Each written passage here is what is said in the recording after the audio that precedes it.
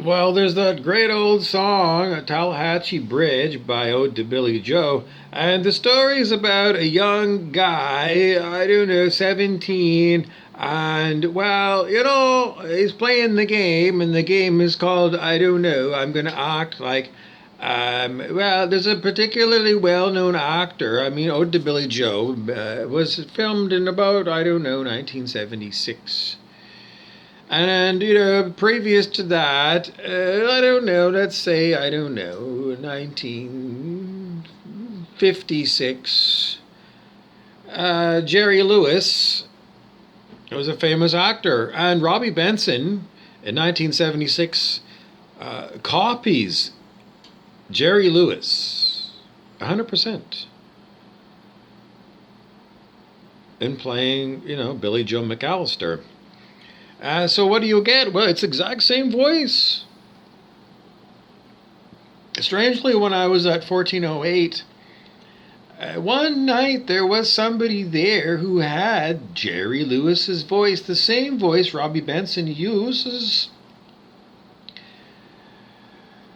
in Ode to Billy Joe. Okay, 1408 is a horror movie. And here in Thunder Bay, Canada, 1408 Brown Street is the location of a tavern.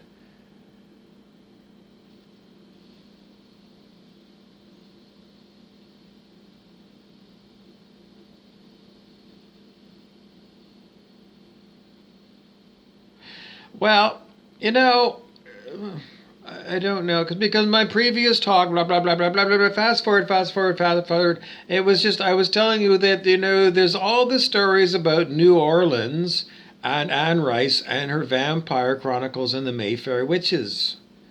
And there's Robert Johnson meeting the devil at the crossroads. I don't know. It's still way down there. It's Highway 61 in the deep south. But as far as stories about Highway 61 in the deep north, in the deep woods, well, that's why I'm here. My name's not Anne Rice, but I do know quite a few ghost stories, and I do live here in the deep woods. So, this particular episode of Stories for Girls and Boys, Stories for Boys and Girls, Rumpelstiltskin stories, ghost stories, campfire stories, and stories that perhaps you're curious about, given the fact that Highway 61 Revisited was a very interesting musical album by Bob Dylan, American poet from Hibbing, Minnesota via Duluth. I mean, there's songs about Duluth even. Duluth, Minnesota is not a big city. But there is a song that I used to listen to many years ago about Duluth. It's Brent Beeson, the Devil's keeping it for later for him. Anyways, if you do Mason Jennings, a song called Duluth. It's a haunting song. It's a very good song. I listened to it many times. But do we have a song about Thunder Bay, which is made up of the Twin Cities, Port Arthur, and Fort William? Do we have any songs about Port Arthur or Port William? No. Best we can do is the theme song of the Northern Woods and of Highway 61. Well, you can start playing this song in Duluth, and the northern part of Minnesota, north of Duluth. And it's a song about northern Ontario, but northern Duluth is no different than southern Thunder Bay. There's no difference. Really, there's no difference. I mean, they're both cities on Lake Superior. Lake Superior is a very huge, huge lake, and it's full of water, and the water stays cold all year round, which keeps the temperature of Duluth and Thunder Bay cool.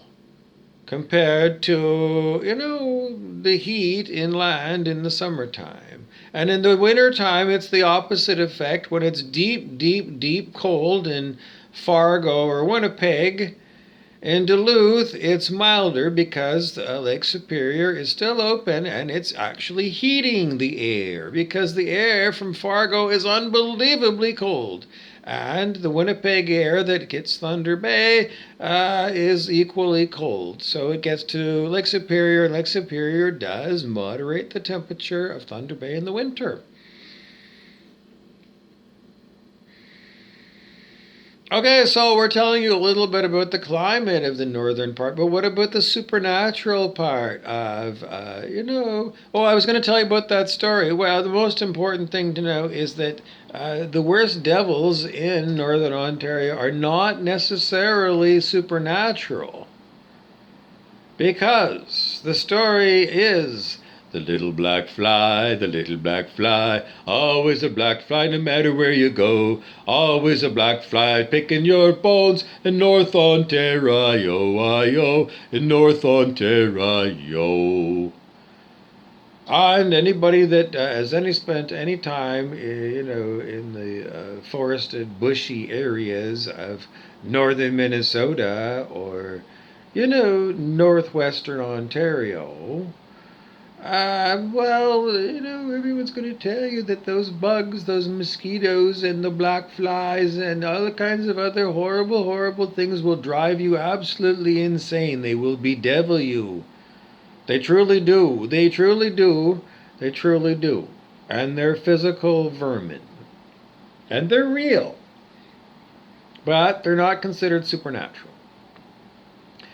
But, I don't know. I'm in Louisiana. I'm going to tell you anything to do with them swamps.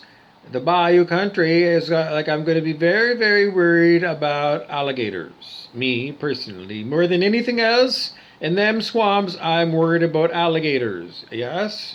I've been to Florida and I've seen alligators and I've seen unbelievably huge ones and they scare the bejesus out of me. Yes, I do want to tell you. But anyways, in Northern Ontario, well, I know there's going to be poisonous snakes that you have in the southern United States. I don't know. I don't know nothing about them. Various kinds. I don't know. I don't know. Anyway, you got them, poisonous snakes. And you got alligators. So, in the north woods of Minnesota, what do you have? You have wolves, packs of wild wolves. Yes. Did they attack humans? No. Ever? Well, maybe in recorded history, maybe somewhere, but did they ever tell us on the news of Duluth or in Thunder Bay someone got attacked by wolves or coyotes? No. No. So, what wild things do you have to worry about in the northern woods of Minnesota versus, the southern bayou country of swampy Louisiana? Do you have to worry about bears? Well, you should know about bears, but you really don't need to worry about bears. No. Even well, not really, no. I mean, there are bears around, yes, and you need to know what to do, but is it likely you're going to run into a bear if you're camping, in the wilderness around Thunder Bay? You have to be smart and not leave garbage lying around, and you have to be concerned about leaving coolers of food overnight next to your tent. Many times I've left coolers of food next to my tent, and bears didn't come around. Or we can certainly, yeah, we a lot about bears, and occasionally we do see bears, yeah. But anyway, do you need to worry about bears really if you go camping in northern Ontario? Like, compared to the threat of like if you camped in the bayou, next to swampy ground where, there's alligators that hang out, do you want to camp there? Me? Are you insane? No, I'm not going to pitch a tent, next to the swampy area with alligators. No, I'm not going to go that. That's stupid. But would I pitch a tent next to a lake in northwestern Ontario, knowing that there are bears in northwestern Ontario? I have no problem, and I've done it many times. They're just, the bears really, it's just, I think it's more likely. Maybe I'm wrong. Maybe I need to talk to somebody from Louisiana who's going to tell me I have no problem pitching a tent next to a swampy area where alligators have been seen. I don't know. Even if you do it, I'm going to call you. You're like that Australian guy, aren't you? That Australian guy who was always playing with snakes and things from Australia, poisonous snakes and dangerous animals. Anyways, he was on TV for a long time. He thought he was Crocodile Dundee. But unlike Crocodile Dundee, this guy died because it was a skate, which is a form of a shark, but it's got a very sharp tail. It's like a stingray, and the stingray stuck him right in the heart, and he died. According to the story. I don't know. Like, you seriously, I just poked here and I got a rib cage here. Do I think that, the tail of a skate is going to whip me so hard that it's going to go right through my rib cage and poke into my heart, my soft heart? And no. I'm just going to call bullshit on that story of the ending of that guy, whatever his name was. The guy, that alligator hunter guy. Yeah, you feel it. You do it to yourself. I mean, that's hard bone. I'm sorry, the soft end, even if it's a sharp end of a skate, do you really think it's going to go right through a really strong rib cage? I mean, think of the number of times that you and your friends have fallen down when you were kids from, I don't know, like seriously. I mean, really. I mean, people in car accidents and stuff. I don't want to tell you, but this is very tough. And so that story, I'm going to call bullshit on that guy dying that way. I don't want to tell you that he faked his death, but he faked his death. Okay, so anyways, we were telling you about, the wilds of northern Minnesota. Well, it's just, I told you that there are bears and there are wolves. Poisonous snakes, you're going to be really happy. Because if you go camping, in northern Minnesota, there are zero species. Zero, zero, zero. That means none poisonous snakes. Snakes themselves are quite rare. But there's no poisonous snakes in northwestern Ontario. None. Zero. Can you imagine? How about poisonous insects? Well, I told you about the black flies and the mosquitoes, and people do warn you about Lyme disease and tick. Is it a big issue? Some people will say it's a huge issue and scare the bejesus out of you. But generally speaking, is it an issue? No.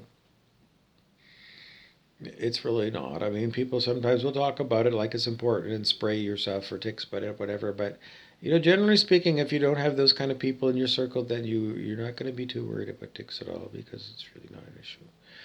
So you're okay with that. So what do you need to be worried about? Earthquakes? Are there earthquakes in New Orleans? I think there's possibly. Are there earthquakes in Thunder Bay, Canada? No. My whole lifetime, zero earthquakes in Thunder Bay, Canada. It's built on the Canadian Shield. It's ancient, ancient, ancient, old, the bottom of mountain ranges. It's very solid rock, and it doesn't shake. No. So you're safe. How about hurricanes? No, they never come to Thunder Bay. Never, never. No, they don't. They don't. They don't. Tornadoes, Duluth and Thunder Bay, no. The lake protects the cities from tornadoes. It does. The cold water in the summertime, somehow it protects Thunder Bay. And as far as I know, it protects Duluth, Superior. Superior, Wisconsin is also on Lake Superior. Yeah, you get close to Lake Superior and you don't get tornadoes. It's tornado free. Because 60 miles away from Thunder Bay, 60 miles west of Thunder Bay, yeah, they can get rare though. It's very, very rare. Like every year, in Tornado Alley in Oklahoma, you get tornadoes. How frequently do you get tornadoes in northern Ontario, northwestern Ontario? It's very rare. Maybe once every 10 years you hear about it. But it does happen, it does happen, but it's rare. So, it's very safe place. It is. It's very safe. It is. It's an incredibly safe place. It is. Mountain lions, they have been spotted, but and in the chances more likely in North Vancouver, Canada. Very well, I mean, still, it's pretty rare there, but sorry, it's just there's no big cats here, and don't worry about the wolves. There's nothing to worry about here. It's an incredibly safe place.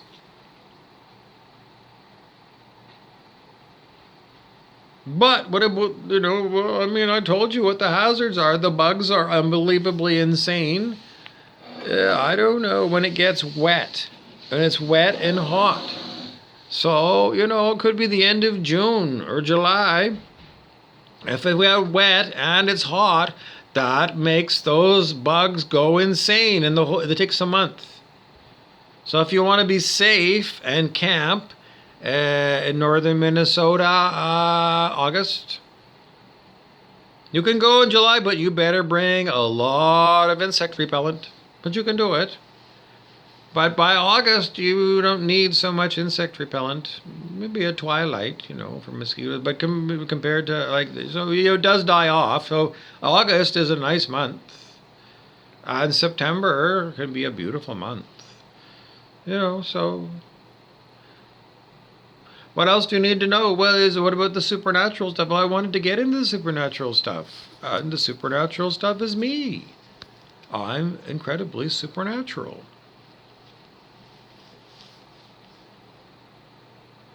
Well, I mean, Anne Rice had somebody. It was played by that actor in the movie, Thumper.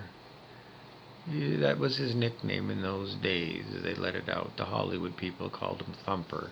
Anyways, Thumper was the journalist who interviewed Lestat the vampire. Well, I'm not a vampire. And I'm not a journalist. I'm not really here to tell you anything other than, for the purposes of telling you this story, my name is, can't even give you a name right now. The people who are listening in the background to the story are commenting that I don't know. It's no one can be told, they don't want to be described, but they're devils, yes. How bad are devils? Well, they're horrible devils. Okay, what else do they want to tell you? Nothing much, because when they come here, quite often they distract me. So I'm going to tell you about today's grimoire. What is a grimoire?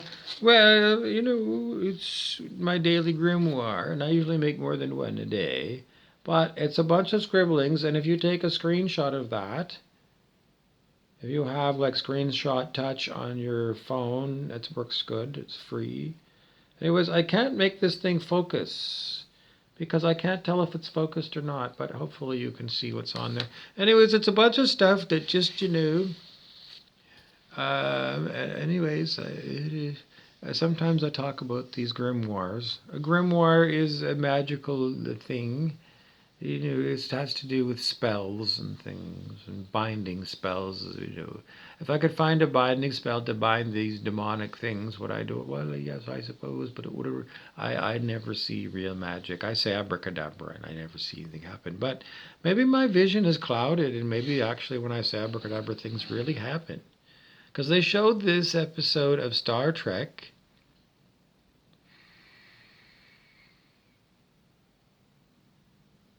And they were fighting people they were masters of illusionary powers. So what was Star Trek?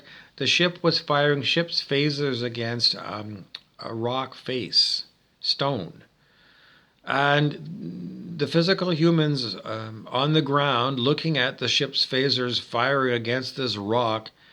Look, and it has no effect. It has no effect. The rock is impermeable to the ship's phasers. It's quite surprising, but that's what the report says. This is really the tough rock. It's just that later on in that particular episode, it's shown that actually this ship's phasers did demolish an enormous amount of rock. But the physical humans saw nothing but an illusion of the rock being impermeable and not being hit by the phaser. It just shows you the power that people can have over your mind.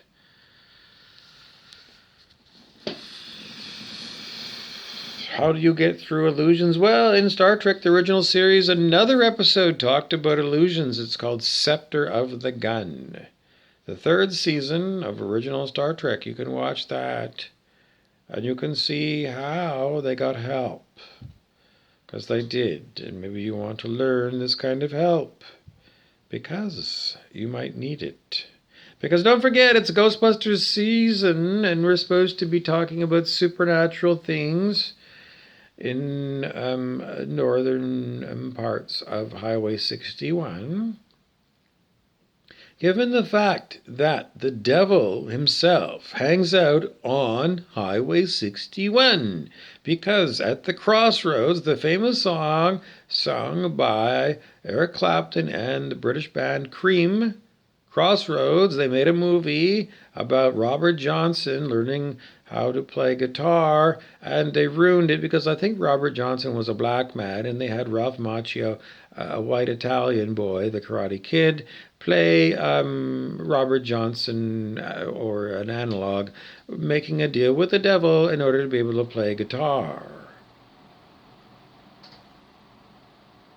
The crossroads where Robert Johnson meets the devil and makes the deal with the devil, who we think is probably, if it's not Papa Legba, then it's somebody that Papa Legba knows. Papa Legba is the voodoo intermediary spirit that helps you contact other spirits. Anyway, Highway 61 is the crossroads where the devil met Robert Johnson. Highway 61 goes between Anne Rice's New Orleans, full of vampires and witches, Mayfair witches. And Highway 61 comes north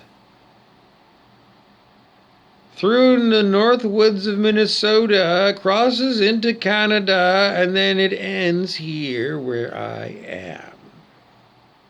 Me, the storyteller, who wants to tell you about all the things supernatural that go on having to do with, well, everything I've been telling you about.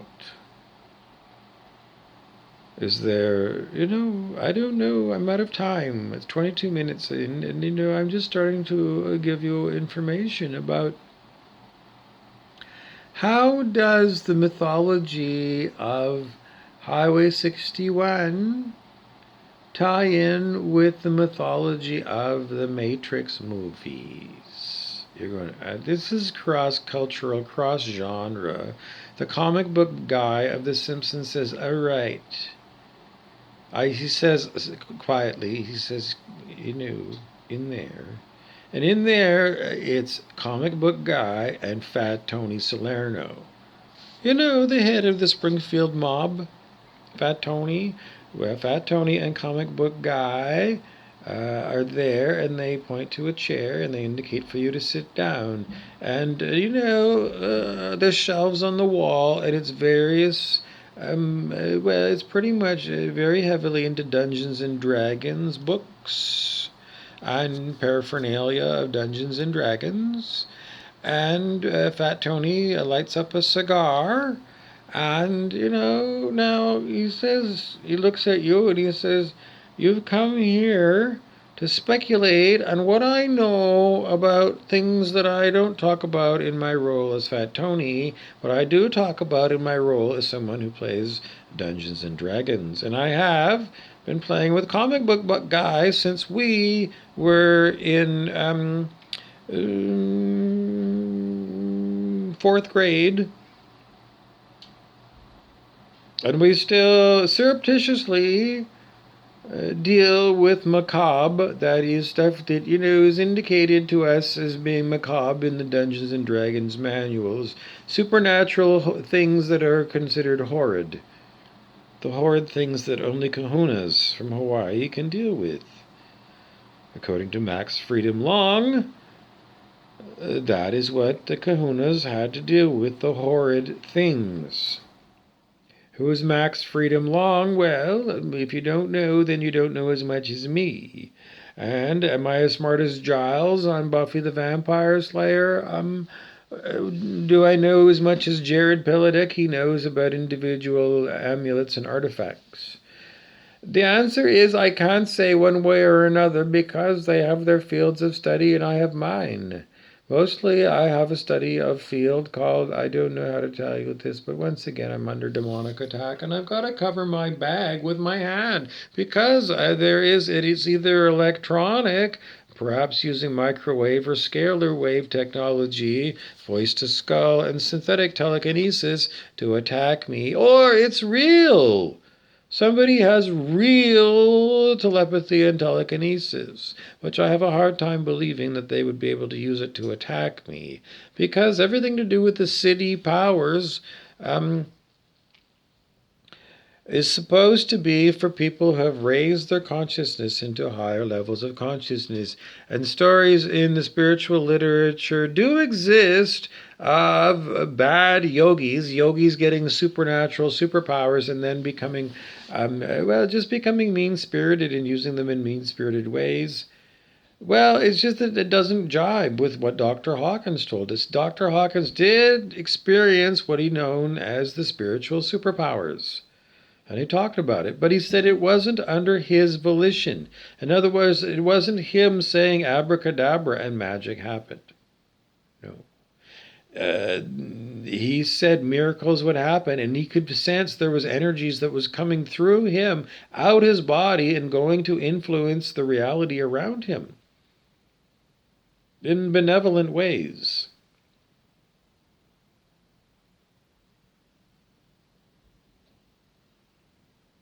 So, that was his story. And the story came from Osho, where there was a yogi who was gifted with the supernatural power of being able to use telepathy to talk one way to other people.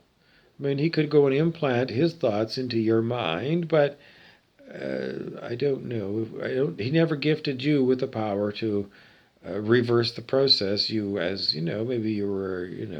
Anyway, so what happened is that one of the senior yogis noticed that this junior yogi was abusing his spiritual superpower of telepathy. And, this particular bad yogi was told, I'm going to take this power away from you. And that spiritual superpower was taken away because it was abused. So, Ascended Master Sananda many years ago, he told me that abuse of power was the reason why the ancient advanced civilization of Atlantis fell. Abuse of power. He said Atlantis fell because of abuse of power. What is the abuse of power? The abuse of power that we put it all together, and in the ancient Atlantis, just like in Star Wars, they use crystals. And they use crystals to amplify human energies and human intentions. And they use, in Atlantis, they used crystals and probably high-tech electronic stuff. Crystal radio sets in the 1920s were used in kits that you could buy from, radio supply places, and you could use various crystals that could be found in mines, jewels, in order to tune into frequencies. And, if you tune to the right frequency that somehow aligns with your will, which might be your third chakra, if you get the right stone, and you maybe put it on your this chakra, you might find that your abilities are enhanced in order to make people bend to your will. And then you just figure out new ways of amplifying this particular stone that is the one that seems to work best for you.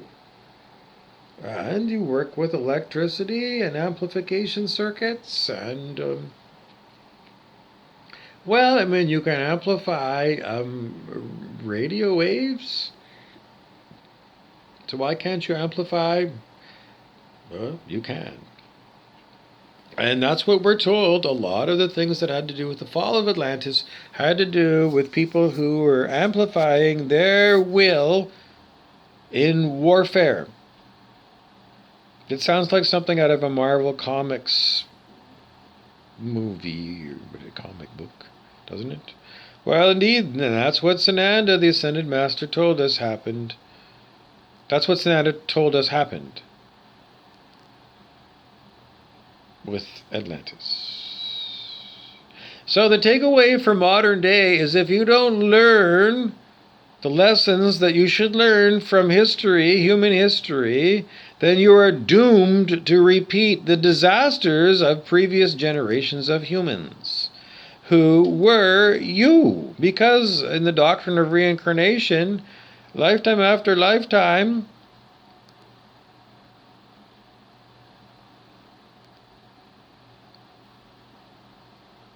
how many lifetimes ago were you a human in the time of Atlantis? Well, Atlantis was talked about by Plato, who was ancient Greece. So according to tradition, I don't know, ancient Greece is before ancient Rome. Ancient Rome was the time of Jesus, which was 2,000 years ago. So ancient Greece was, I don't know how many hundreds or thousand years ago before the Rome, but it was quite a long time before Rome, before Greece, where I think it was Plato or somebody's ancient Greeks talked about Atlantis back in those days as being real and already had collapsed. So thousands of years ago, the time of Atlantis, perhaps you were there. Perhaps I was there. And perhaps we were involved in warfare using technologies like what you see in Star Wars with the lightsaber, using some kind of special crystals and power supplies to make well, I don't know, because I don't know if they used it. Did they use in Star Wars magnification of thoughts using lightsaber technology? I think they did, because Darth Vader would go into his special place in a special room where he would commune telepathically with the evil emperor. And I think that they did use, like, technological means to communicate holographically. Anyways, I'm just going to say I think that they did use that stuff. So anyways, I have to move it along because it's 32 minutes in and I've told you all about things, but I haven't talked too much about me being supernatural personally and the stories of the supernaturality that go on with Highway 61 and, the devil making deals with Robert Johnson and the southern part of Highway 61 and wondering, does the devil actually travel way up? Well, of course the devil does. Many devils do. Well, they do. I mean, we've got, Reverend Kane from Poltergeist comes and visits me. His home is Danville outside of Richmond, Virginia. The Danville train and the Danville prison are where he likes to be insane. The Danville train and the people insane. Civil War is what he likes, yes. And he likes Mookie Wayne, who is a Cuban-American Hawaiian kahuna ana ana. It means, he's a black sorcerer of the kahuna variety. He is. And, his name is Mookie Wayne. He's a devil and he hangs out with Reverend Kane. They're pretty much totally insane and totally, they want to kill you. They do. They really do. They really do. Just like, Reverend Kane wasn't very friendly in Poltergeist. Well, he's still the same. Anyways, I don't have anything else to tell you, but they do regularly visit me. And, I don't know. I can't tell you because I don't really know. I don't know. Voldemort does visit me from time to time from Harry Potter, and Voldemort is much, I don't know, he holds off his evil when he comes to visit me. It's Voldemort, it is. He even speaks the same way Voldemort does, same accent and everything. But when he comes here, he holds off the vibe of darkness. Yeah, he shows up, but he's not dark when he shows up here. Is he light? Is mysterious? Well, it's just, he just shows up and, just as I described it. I can't give you anything more. That's all I'm going to give you in words. So what about supernatural? Well, I can't tell you except, when I was, a long time ago, many years ago, I was actually on the show Supernatural as an extra. And, that was actually the first thing that I did in Hollywood North, believe it or not. I was an extra on the TV show Supernatural. That's all I'm going to tell you for now, but there will be other episodes where I might explain more about the supernaturality of me and how, I just don't know how to tell you this. I wish I could do abracadabra and,